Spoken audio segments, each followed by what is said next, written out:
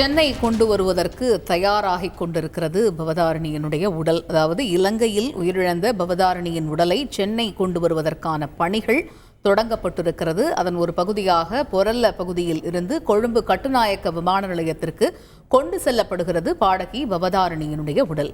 இது பற்றிய தற்பொழுதைய தகவல்களை விவரிக்க இணைகிறார் எமது செய்தியாளர் நிஷாந்தன். அவரிடம் பேசுவோம். நிஷாந்தன், தற்பொழுது அங்கு நிலவக்கூடிய சூழல் என்ன?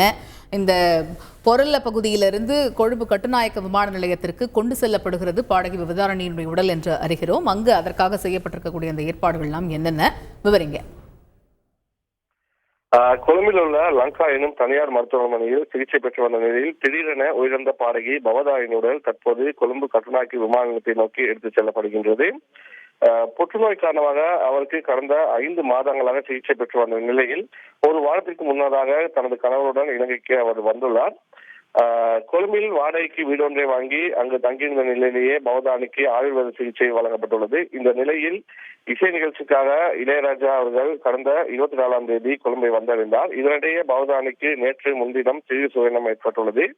இதையடுத்து பவதாரணி கொழும்பு லங்கா மருத்துவமனையில் அனுமதிக்கப்பட்டிருந்தார். கவலைக்கிடமான நிலையில் நேற்று மாலை அவர் உயிரிழந்ததாக தகவல் வெளியாகியது. புற்றுநோயுடன் திடீர் மாரடைப்பு ஏற்பட்டமையே உயிரிழப்புக்கான காரணம் என மருத்துவமனை தகவல்கள் தெரிவிக்கின்றன. பவதாரணியின் உடல் இன்று மதியம் 2 மணிக்கும் 3 மணிக்கும் இடையில் சென்னை நோக்கி கொண்டு செல்ல நடவடிக்கைகள் எடுக்கப்பட்டு வருகின்றது. அவரது சகோதரரான யுவன் சங்கர் ராஜ் வருகை தந்து தனது சகோதரியின் உடலை பார்வையிட்ட பின் அவரும் விமான நிலையம் நோக்கி புறப்பட்டுள்ளார். விமான நிலையத்தில் குடிவரவு மற்றும் குடியகழ்வு திணைக்களத்தின் சட்டபூர்வமான நடவடிக்கைகள் முடிவடைந்த பின்னர் சடலம் சென்னை நோக்கி எடுத்துச் செல்லப்படும்.